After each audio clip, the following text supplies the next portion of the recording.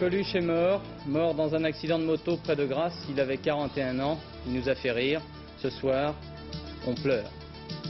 Rien ne laissait indifférent Coluche. Ce soir, comme tous les soirs, je rappellerai donc que nous sommes le jeudi 19 juin 1986 et que cela fait 454 jours de détention pour Marcel Carton et Marcel Fontaine. 393 jours de détention pour Jean-Paul Kaufmann et Michel Seurat. 103 jours de détention pour l'équipe d'Antenne 2, Philippe Rochaud, Aurel Cornéa, Jean-Louis Normandin et Georges Hansen. Et 43 jours de détention pour Camille Sontag. Les otages français détenus au Liban n'ont toujours pas été libérés.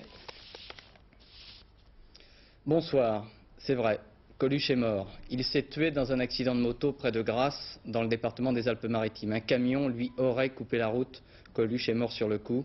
Cette mort-là frappe tous les esprits, comme celui de cet enfant qui a appelé il y a quelques minutes pour dire « c'est pas juste ». Nous allons revoir Coluche, l'artiste, l'homme engagé, le clown politique. Mais tout d'abord, comment son accident est arrivé. Philippe Gassot. Coluche est mort sur une route de campagne. Il faisait beau, l'amateur de grosses cylindrées était allé faire un tour avec des copains, une balade. Et puis un camion débouche, manœuvre, lui coupe la route. Et c'est le choc. Le camion se préparait à entrer dans une décharge. La cabine tournait, il n'y avait plus la moindre place pour passer. Un mur. Coluche l'a vu trop tard. La moto s'est couchée, le comédien a heurté de la tête l'avant du poids lourd. J'étais engagé, je ne l'avais pas vu, et il m'a débouché. Je l'ai vu quand il était un peu là. Qu'est-ce que vous voulez que je vous dise d'autre? Je ne peux rien vous dire. Hein. Il allait vite? Ah oui, très vite. Combien? À quelle vitesse? Je ne peux pas vous dire, mais je vous dis qu'il allait très vite. Il a eu le temps de freiner? Il n'a pas freiné, il n'y a pas de marque de freinage. Ses copains se sont arrêtés, ils sont paris, il s'est pas arrêté lui. Il n'y a pas de marque de freinage, ça c'est la béquille qui a touché par terre, voilà. Alors moi j'ai été loin, mais ils sont tous partis. C'est malheureux, hein. Qu'est-ce que vous voulez que je vous dise? Selon d'autres témoins, Coluche ne roulait pas à une vitesse excessive. Il connaissait bien cette portion de route, il l'avait empruntée plusieurs fois ces derniers jours. Et Coluche était un passionné de moto. Il aimait son cheval de fer. Et il y a plus d'un an, sur un circuit italien, il avait battu le record du monde du kilomètre lancé dans la catégorie des 750 cm3 de série. On le voit ici en train de préparer sa moto. C'était un passionné depuis 20 ans de la moto. Écoutez. Ouais.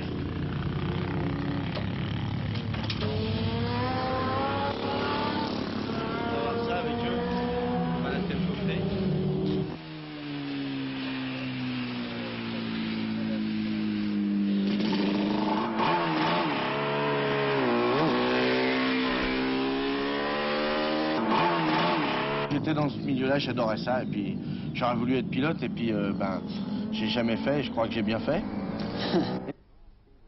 Coluche, de son vrai nom Michel Colucci, était né le 28 octobre 1944 à Paris. Il était le fils d'un peintre en bâtiment. C'était l'artiste incontesté du rire et de l'humour décapant.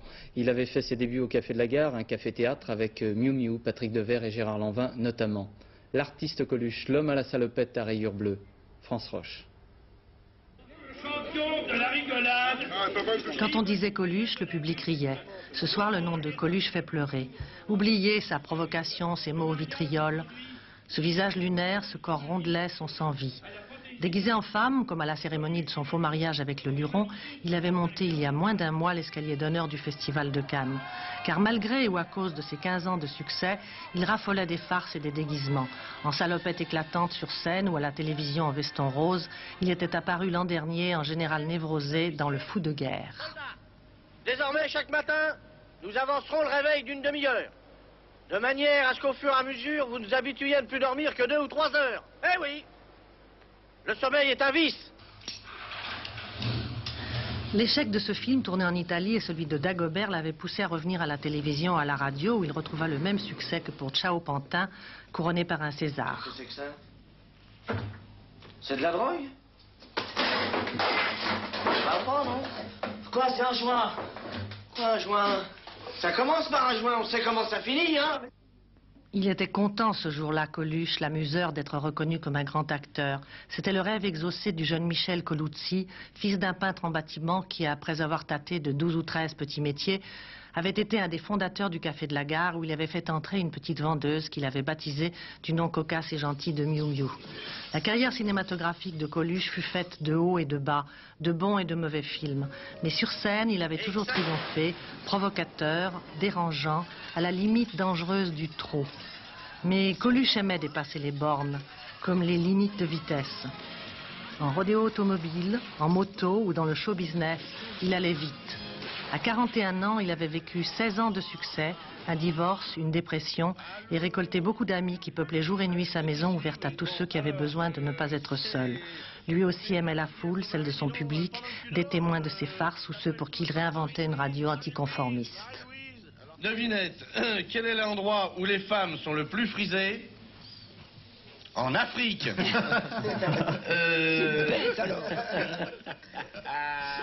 Coluche nous provoquait, pas seulement sur scène et pour rire, il avait poussé la provocation jusqu'à nous mettre au défi de faire vivre les restaurants du cœur, les restos du cœur, de tendre la main aux pauvres d'ici et d'Afrique. Hervé Brosini. Un badge, une chanson, en une seule image, toutes les vraies audaces de Coluche, tout oser tout faire contre le racisme, contre la faim, oser braver l'administration, mobiliser toutes les énergies, pour leur dire à eux, aux nouveaux comme aux anciens pauvres, tiens, voilà une simple porte de toile, un chapiteau, c'est ton resto, le resto du cœur. L'initiative Coluche a démarré à l'hiver 85, tous les records pulvérisés, plus de 2 millions de repas servis et toujours, grâce à l'audace. Les politiciens, bon, on a confiance ou on n'a pas confiance, ça dépend, hein. Mais en tout cas, on sait quelque chose, c'est qu'il y a officiellement 600 000 personnes qui n'ont pas à bouffer en France, quoi, tous les jours. Et les mecs vous disent ça comme un chiffre, et quand on leur demande qu'est-ce qu'ils vont faire pour ça, ils disent, ben, je sais pas. Alors nous, on sait et on le fait, voilà. Ben oui, voilà. Voilà qu'il nous faisait le coup du touche pas à mon pote. Voilà qu'il osait se souvenir de son vrai nom, Michele Colucci. Il y en a qui sont beurre parmi vous, comme on dit. Moi, je suis fromage, mais d'origine parmesan quand même. Présent dans toutes les fêtes, dans toutes les manifestations, il jouait avec les nations, les patries, toutes mappes monde confondues. Il osait même jouer avec les couleurs, ou disons le pouvoir des couleurs. Comment reconnaître un Français d'un immigré? C'est très facile. Sur vos images, les Français sont habillés en bleu. L'immigré, c'est celui qui a les mains en l'air et qu'on fouille. Ah, pour ça, les critiques n'ont pas manqué. Inacceptable, ces blagues racistes. Les restos du cœur, quelle pub. Rien à faire. Coluche restait là, la superstar, au cœur. Gros, gros comme ça. Dans le port d'Amsterdam. Voilà, ça va? Je vous ferai une bise après? Allez, salut tout le monde.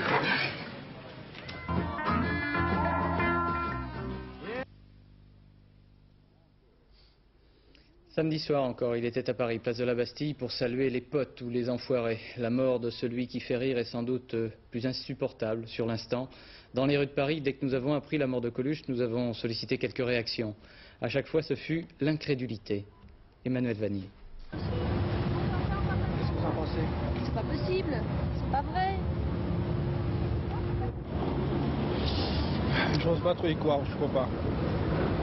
C'est pas vrai. Pardon, messieurs, qu'est-ce que vous pensez de Coluche? Ah, ouais, c'est un homme. Coluche? C'est un homme très mal élevé, c'est tout ce que je peux dire. Et il est mort il y a 1 heure. Ah, ça, j'en suis désolé, évidemment. Parce que c'était, je crois, tout au moins, qu'il avait un grand cœur. C'était un homme de cœur. C'est dommage. C'est un bon gars. Qu'est-ce que vous pensiez du personnage? Pour moi, il était bien. Il disait ce qu'il pensait, c'est tout.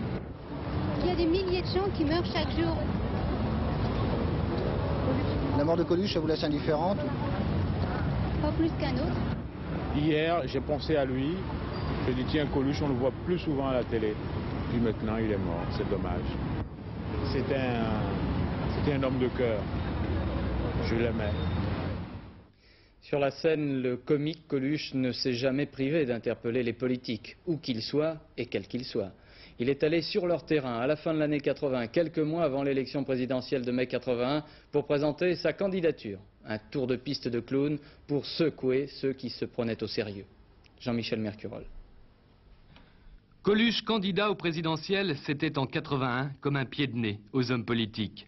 Candidature provocatrice, se jouant des conventions, il réussit tout de même à réunir plus de 600 signatures d'élus et à obtenir le soutien de quelques intellectuels. Extensible pour ramener des tas de choses. Oui.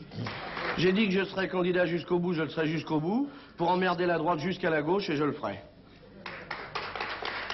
En fait, Coluche se contente de l'inquiétude qu'il a pu susciter dans la course présidentielle et le trouble fait se retire dans un éclat de rire.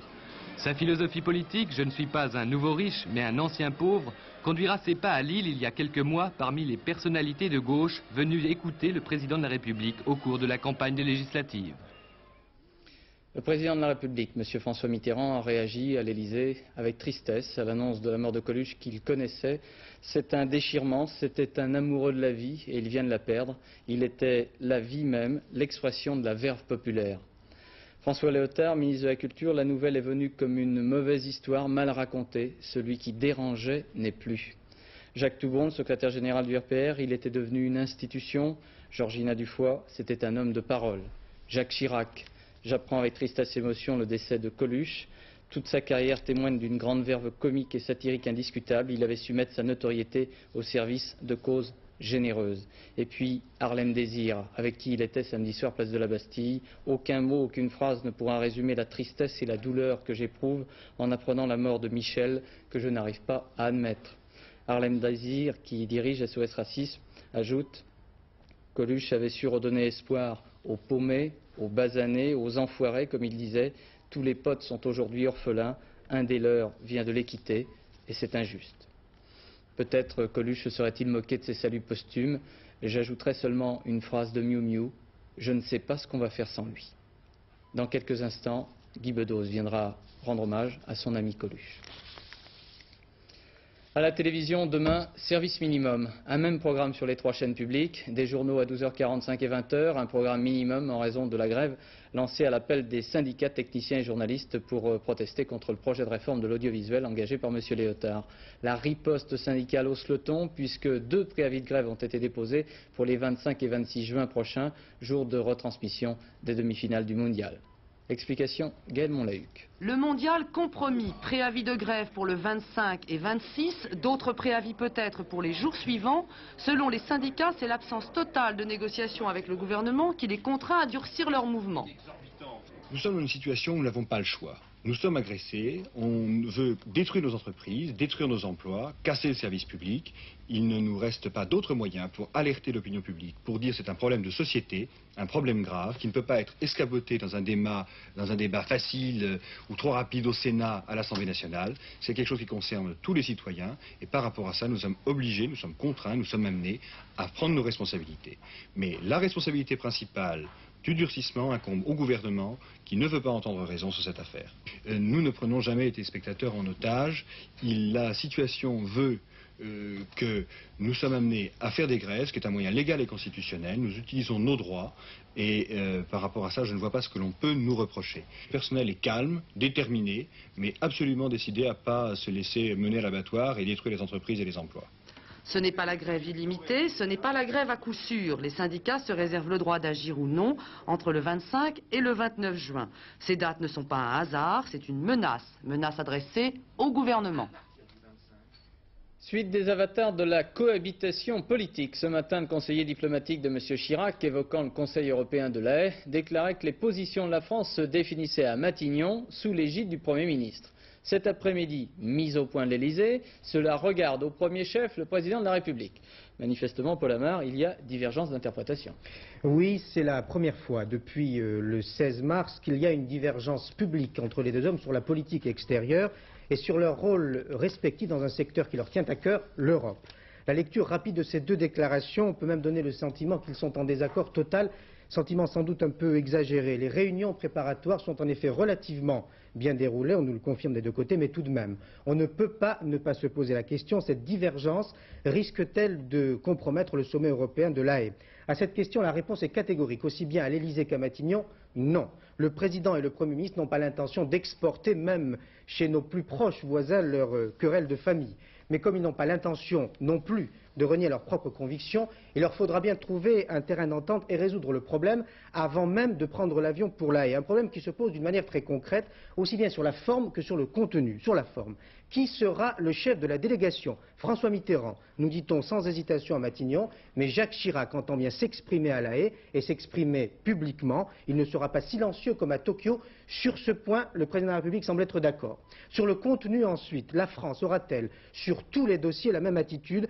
Par exemple, l'Afrique du Sud, un dossier très délicat. On sait que les deux hommes n'ont pas tout à fait la même position, mais il semble tout de même improbable que cela apparaisse à La Haye. L'image de la France en souffrirait, et cela, les deux hommes tiennent à l'éviter. S'il y a un point sur lequel ils sont d'accord, c'est bien celui-là. Coup de force de la police contre les trafiquants de drogue. Dans le Nord, à Bavay, 7 kg 180 d'héroïne pure ont été saisis. Aujourd'hui, dans 4 quartiers de Paris, des opérations de contrôle, comme ici contrôle d'identité, notamment au Halles, ont été organisées par la brigade des stupéfiants. Cette opération policière et douanière interviennent, coïncidence tragique, au lendemain de l'annonce de la mort de la petite fille de l'écrivain Cavana, morte à 18 ans d'une overdose. Cet après-midi, le docteur Francis Curtet discutait avec ceux qui sont souvent en première ligne face aux trafiquants, des collégiens, des lycéens. C'était devant une caméra d'Antenne 2. Reportage Agnès Poirier.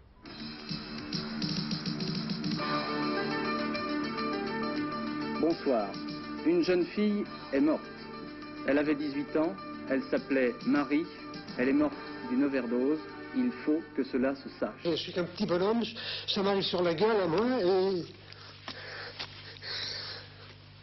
et tant que c'est une histoire, les petites filles mourront comme des connes. Il suffit qu'elles croisent leur chemin. Il faut faire quelque chose. Moi, j'en sais rien. Chez moi, on n'aborde pas le sujet parce qu'ils ne me semblent pas concernés par la drogue. Pour moi, pour eux, je suis leur fille et je suis pas concernée. Bon, même s'ils savent que j'ai des copains, des amis qui se droguent ou qui ont déjà goûté, même s'ils savent que je suis apte à le côtoyer, ils ne me semblent pas concernés. Pour eux, je suis parfaitement heureuse, c'est pas de problème. J'en ai pas tout à fait, mais ils se rendent pas compte que ça peut m'arriver aussi à moi d'y goûter. Et...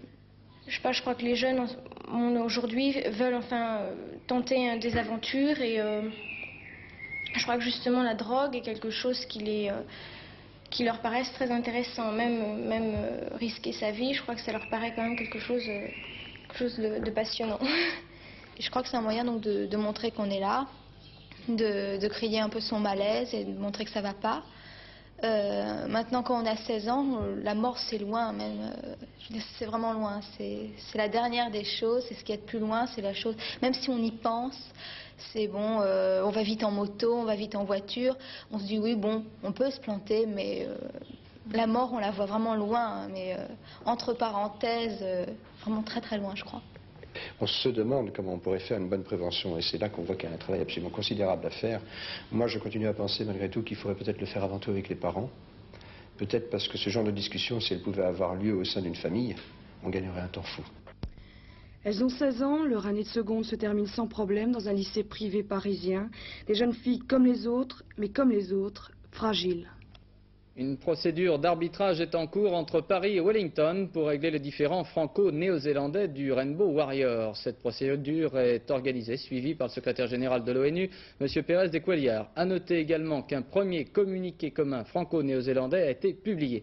On approche peut-être du dénouement. Paul Lefebvre. Depuis le début de l'affaire, la France et la Nouvelle-Zélande avaient intérêt à régler rapidement la situation, mais elles devaient également veiller à ne pas faire perdre la face à l'autre. La France voulait évidemment récupérer ses 2 officiers. La Nouvelle-Zélande avait besoin que la France lève ses réserves, entre guillemets, aux demandes économiques de la Nouvelle-Zélande auprès de la CE. On vient d'apprendre que le gouvernement français a fait le premier pas. La Nouvelle-Zélande peut donc maintenant faire le second. Démarche d'autant plus possible qu'un médiateur, le secrétaire général de l'ONU, évite maintenant le face-à-face aux conséquences parfois conflictuelles. Et que surtout M. Lange possède toujours dans sa poche le joker, si vous me permettez l'expression, qui lui permettrait de régler le problème. Il s'agit d'une disposition de la loi néo-zélandaise sur l'immigration qui permet d'expulser les étrangers condamnés avant la fin de leur peine. M. Lange ne s'oppose plus, semble-t-il, à ce que les Thuringes terminent leur peine dans un territoire français. On pourrait donc concevoir que pour ménager la susceptibilité néo-zélandaise, il s'agisse officiellement d'une disparition momentanée dans l'un des départements français d'outre-mer. Ensuite, les officiers seraient rendus discrètement à la liberté. Donc, encore un peu de patience. Les rapports franco-iraniens s'améliorent concrètement. Il y a 90% de chances que la France achète de nouveau du pétrole à l'Iran. C'est ce qu'a précisé l'un des 4 émissaires officieux iraniens qui se trouvent actuellement à Paris. Tout va bien aussi entre Paris et Pékin. Et le secrétaire général du PC chinois, Hu Yaobang, qui achevait sa visite en France aujourd'hui, était manifestement très content aux côtés de M. Mitterrand. Un Chinois à Paris, mais pas n'importe lequel sur 1 milliard. Monsieur Hu Yaobang est numéro 2 à Pékin. À ce titre, il a eu droit pendant son séjour au tapis rouge et aux visites privilégiées. Son Excellence, monsieur... Une visite qui s'est terminée aujourd'hui par une conférence de presse solennelle à l'Élysée, conjointement avec le président François Mitterrand.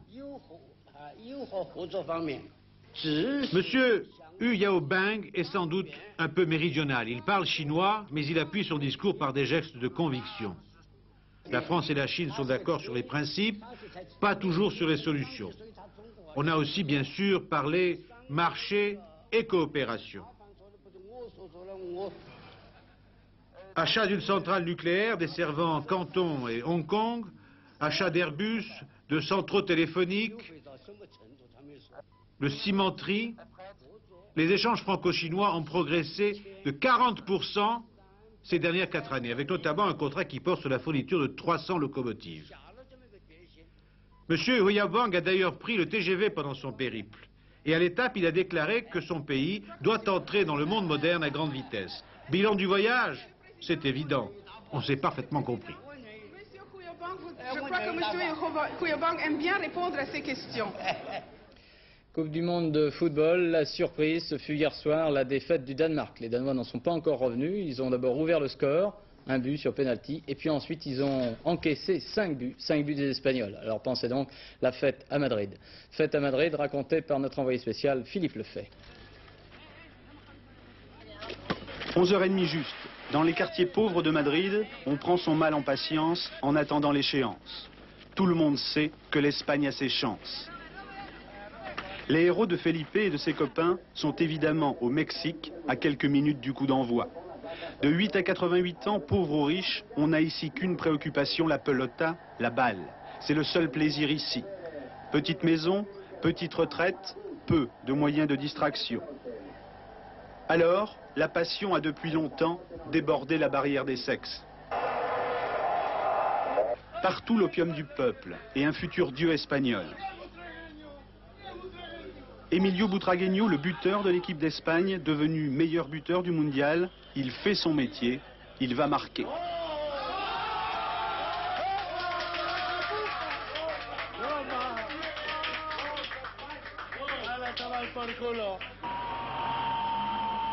Un à un, le ballon fait de Madrid un désert. Pas moyen ce soir-là de se promener encore et d'échapper à la fièvre. Les fenêtres sont ouvertes.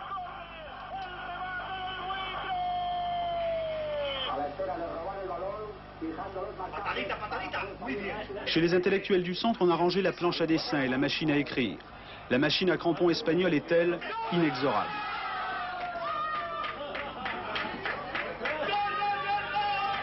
À 4-1, comment est-ce qu'on fait quand on n'aime pas? Bon, il y a toujours d'autres choses à faire. On peut aller voir un match de rugby, par exemple. Il y avait fièvre, à 4-1, il y a folie douce. Et la victoire est déjà dans la rue.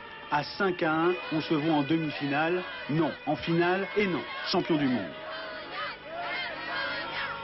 Même Pilar applaudit, derrière elle pourtant 1 an de chômage et un banc public pour passer la nuit. Météo de demain vendredi, Laurent Boussier. Et oui, il faut savoir que demain vendredi sera le jour le plus long de l'année. Alors le jour le plus long de l'année, ça ne veut pas forcément dire le jour le plus beau de l'année. Regardez la photo satellite, malheureusement les nuages reviennent déjà.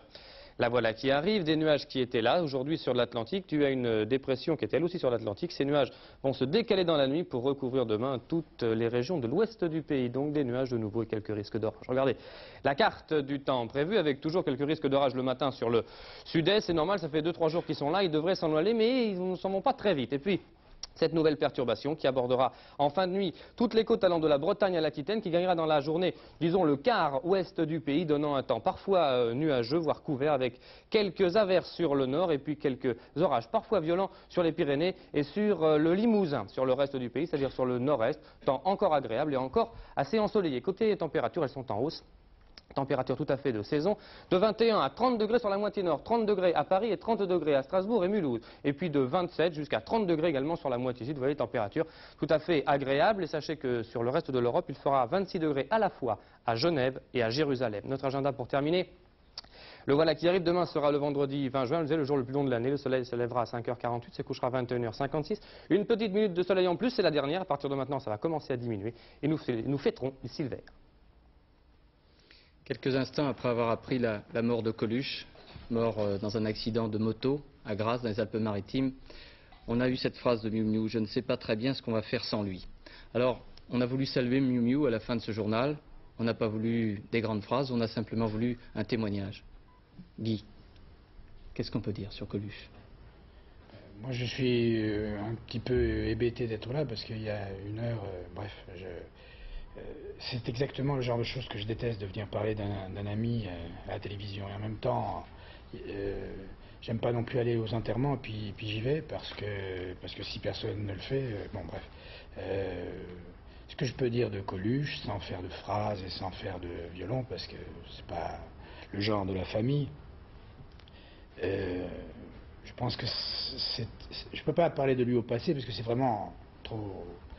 C'est quelqu'un qui a amené, de toute évidence, c'est quelqu'un qui a, c'est la personne qui a amené depuis 20 ans à peu près, 17 ans, moi je le connais depuis 17 ans, qui a amené un son, en musique on dirait un son, complètement personnel, qu'on l'aime, qu'on l'aime pas, etc.